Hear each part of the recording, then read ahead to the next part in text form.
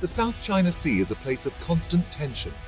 On August 18, 2025, two Chinese ships, a Navy destroyer and a large Coast Guard cutter, crashed into each other during a high-speed chase.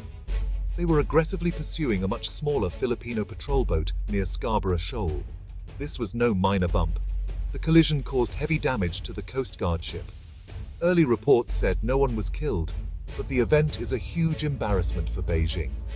The crash raises serious questions about the training and professionalism of China's maritime forces.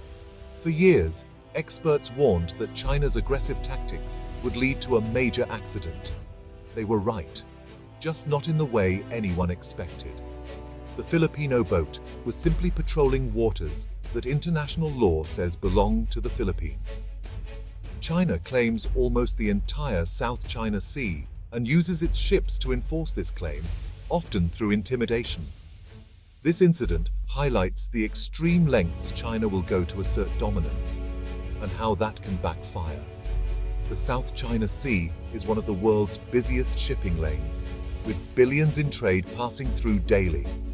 Aggressive Chinese actions put all of this at risk. This self-inflicted crash is a stark warning. China's strategy threatens not just its neighbors, but itself. It's a powerful reminder that recklessness at sea has serious consequences. The world is now watching, wondering what might happen next.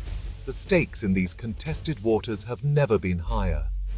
If you want to stay updated on breaking developments in the South China Sea and global maritime security, make sure to like this video, subscribe to our channel, leave your thoughts in the comments, and click the bell icon so you never miss an update. Your voice matters. Join the conversation below. The collision was the result of a deliberate, aggressive chase. The Chinese Navy destroyer and Coast Guard ship were working together to intimidate a lone Filipino patrol vessel near Scarborough Shoal. China often swarms, blocks, and harasses vessels from other countries, using superior size and numbers to create a wall of steel. This is part of a state-sanctioned policy. Chinese captains are encouraged to take risks and act assertively. In the past, Chinese ships have used water cannons and dangerously close maneuvers to wear down the resolve of the Philippines. On this day, the Filipino vessel was on a routine resupply mission. China saw this as a challenge and sent two powerful ships to intercept. The chase was intense, with the Chinese ships trying to box in the smaller, more agile Filipino boat. But the Chinese crews lacked coordination, focusing so much on their target that they lost track of each other. The Filipino crew held their ground, refusing to be intimidated. Frustrated, the Chinese captains took even greater risks, leading to disaster. This single-minded aggression is a hallmark of China's regional strategy. In the end, it set the stage for a humiliating collision. The crash was a moment of chaos and incompetence. As the Chinese destroyer and Coast Guard cutter closed in, they failed to communicate. The destroyer slammed into the side of the Coast Guard cutter, leaving a gaping hole in its hull. Experts say this was a complete breakdown in seamanship and operational control.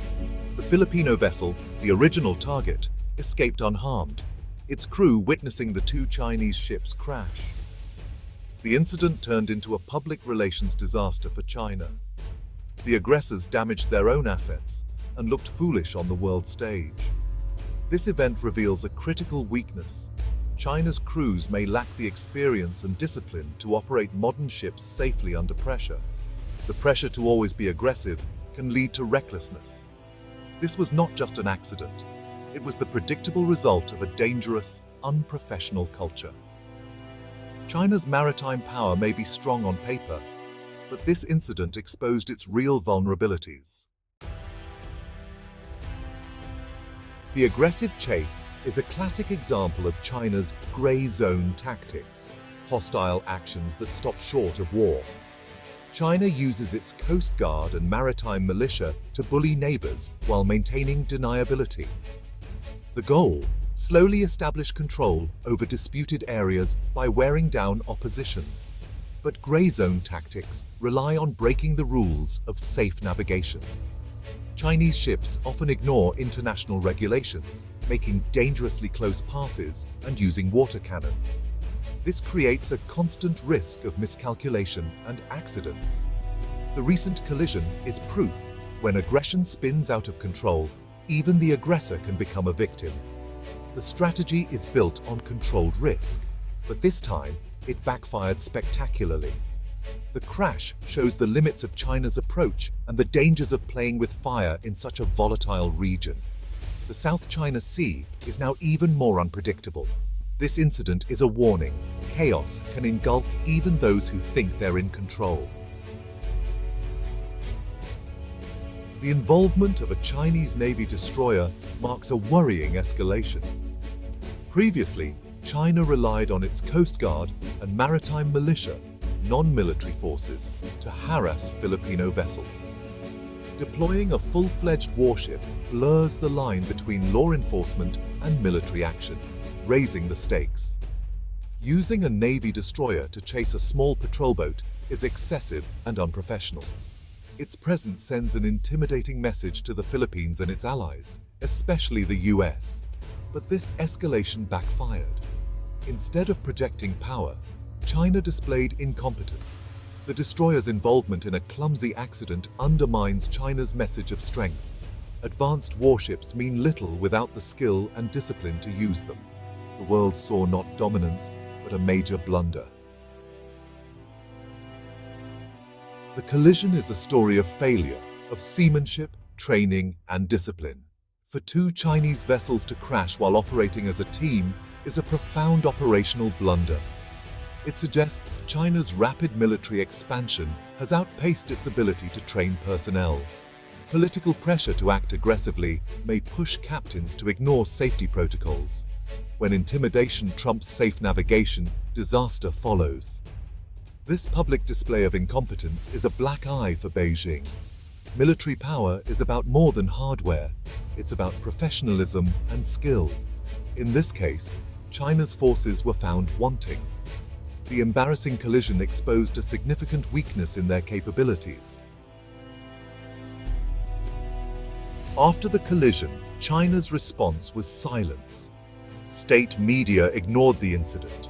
No official statements were made. This is a classic tactic. Control the narrative, hide embarrassing failures. Inside China, the public was kept in the dark, with censorship blocking any mention of the crash. Outside, the world saw clear evidence of a major blunder. When China does comment, it often denies or downplays such incidents. But with satellite imagery and eyewitnesses, hiding the truth is harder than ever. The silence only fuels mistrust and damages China's reputation. Information control may work at home, but globally, it looks like weakness.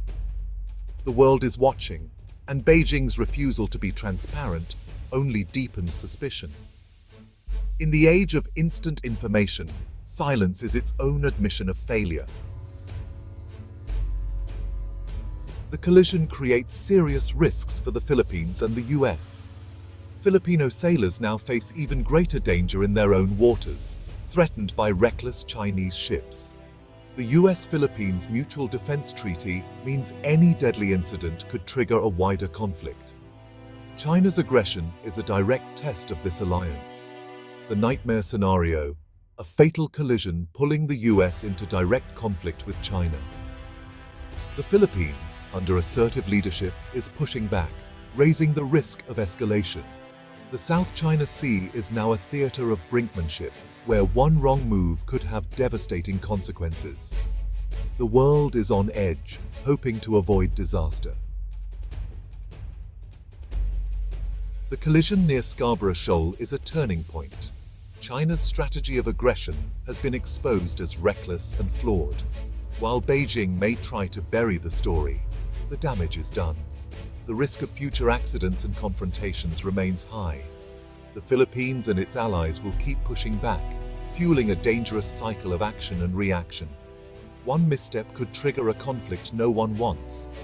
The world is watching to see if this moment leads to reflection or to an even more dangerous confrontation. The future of the Indo-Pacific may depend on what happens next.